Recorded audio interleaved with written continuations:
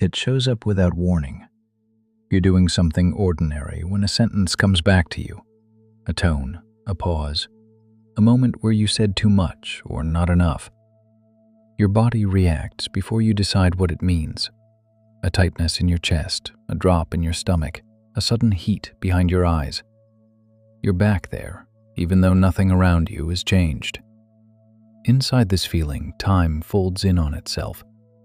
The past doesn't feel past, it feels current, alive. You replay the moment, not dramatically, but precisely.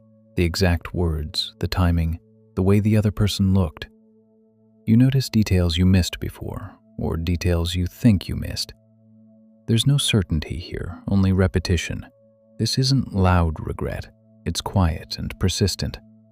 It doesn't shout that you ruined everything. It just keeps tapping, reminding you that something was said that can't be unsaid, or that something important stayed locked inside you when it mattered. You don't know which is worse. Your body holds this feeling in small places, the jaw clenched slightly, the shoulders pulling in, a restlessness that doesn't go anywhere. You're not trying to fix the moment. You're trying to sit with the discomfort of knowing you can't return to it.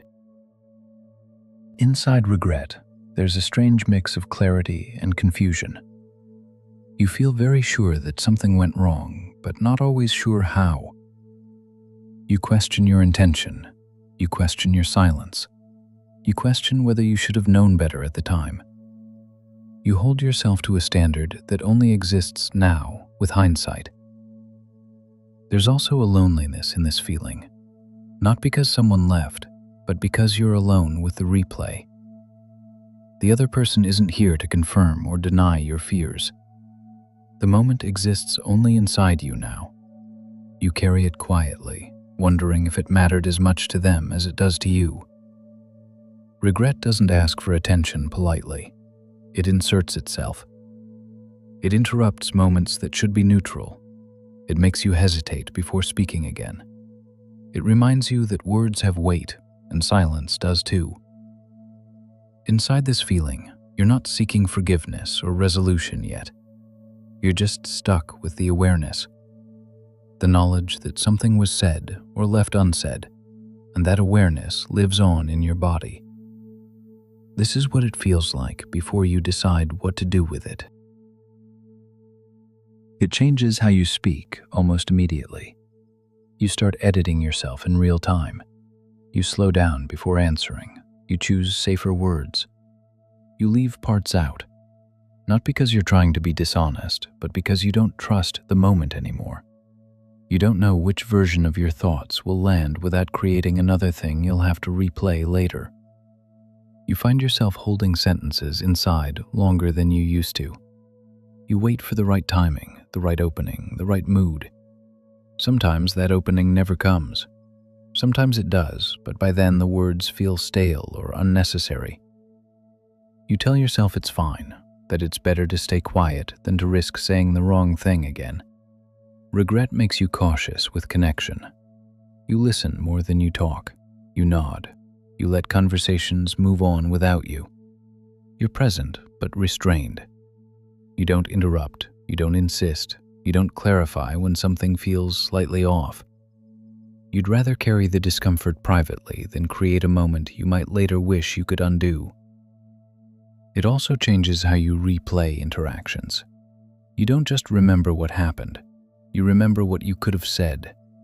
You run alternate versions in your head, different tones, different timing, a sentence that lands better, a silence that feels kinder. These replays don't feel dramatic. They feel practical, almost responsible, like you're trying to learn. But they don't lead anywhere. They just keep looping. You notice yourself preparing conversations in advance, rehearsing, testing lines quietly before speaking them out loud. You try to anticipate reactions so you can avoid missteps. It looks like thoughtfulness. Inside, it feels like tension. You're carrying future regret before anything has even happened. Regret also affects how you end conversations. You leave them carefully.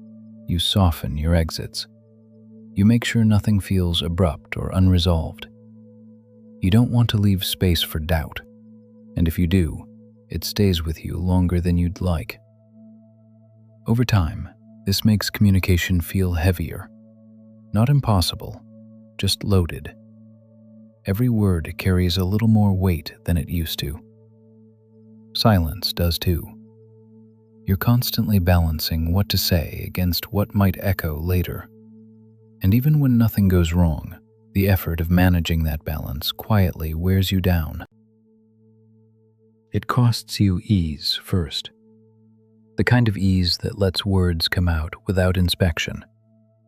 When regret sits close to the surface, speaking stops being natural. It becomes a calculation. You weigh every sentence before you let it leave you. You consider how it might sound later, how it might echo back at you when you're alone. That effort adds weight to even the simplest conversations. It costs you spontaneity. You stop trusting the first thing that comes to mind. You hesitate before sharing a thought, a feeling, a reaction. You tell yourself you're being thoughtful, careful, considerate, and maybe you are. But underneath that care is fear. Fear of saying the wrong thing again. Fear of creating another moment you'll have to carry. Over time, that hesitation dulls your voice. You speak less freely. It costs you connection in quiet ways. Not because you don't care about people, but because you're holding back parts of yourself. Conversations stay safer, lighter. You don't go as deep as you might want to. You don't reveal the full shape of what you're thinking. You keep things contained, manageable. That distance protects you from regret, but it also keeps you from feeling fully known. It costs you rest. Your mind doesn't settle easily when regret is active. Even in still moments, your thoughts circle back. You replay scenes you wish had gone differently. You imagine how things might have changed if you'd spoken sooner or stayed quiet longer. These thoughts don't feel dramatic. They feel persistent. They visit you at night when there's nothing else competing for your attention. It costs you trust in yourself. You start questioning your judgment. You wonder if you're good at reading moments, if you understand people as well as you thought you did. You hold yourself to a standard that only exists in hindsight, and then judge yourself for not meeting it at the time. That self-doubt settles slowly, but it lingers. It also costs you presence in the now. When you're caught between what was said and what could have been said, it's harder to fully inhabit the moment you're in. Part of you is always elsewhere, checking, reviewing, replaying. Life keeps moving forward, but you're carrying pieces of the past with you, quietly, carefully. Regret doesn't take everything from you. You still function, you still connect, you still speak.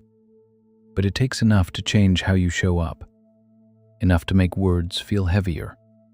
Enough to make silence feel loaded. And carrying that balance day after day asks more of you than it should. Right now, nothing has been corrected. The words you said are still said. The ones you didn't say are still missing. The past hasn't rearranged itself just because you noticed how much it still lives in you. But something is different in this moment. You're not actively replaying. You're not judging yourself as sharply. You're sitting with the feeling instead of wrestling it into silence. You're here, noticing the weight without trying to justify it. You're not explaining why you said what you said. You're not rehearsing what you would do differently next time. You're allowing the discomfort to exist without immediately turning it into a lesson. That doesn't bring relief in a dramatic way, but it does bring a kind of steadiness. Your body feels a little less tense around the memory. Not loose, not relaxed, just not braced in the same way. The tightness in your chest softens a fraction. Your jaw unclenches without you telling it to.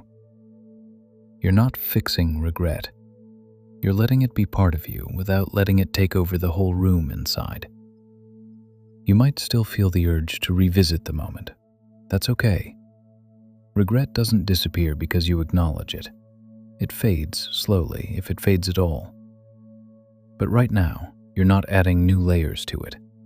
You're not feeding it with more questions. You're giving yourself a pause from the cycle of replay. There's something grounding about recognizing that you did what you could with what you had at the time. Not as an excuse, not as absolution, just as a fact. You didn't have today's clarity then. You didn't have today's distance. You were inside the moment, responding with the tools you had. Seeing that doesn't erase the regret, but it makes it less sharp. You're not deciding how to speak differently in the future right now. You're not planning a repair. You're not promising yourself anything. You're simply staying present with the awareness that words matter and that being human means sometimes missing the moment you wish you'd met better. In this place, regret isn't loud. It's quieter. Still there, but not pressing. You're carrying it with a bit more gentleness than before, and for now, that's enough. This is where you are now, still remembering, still carrying, still here.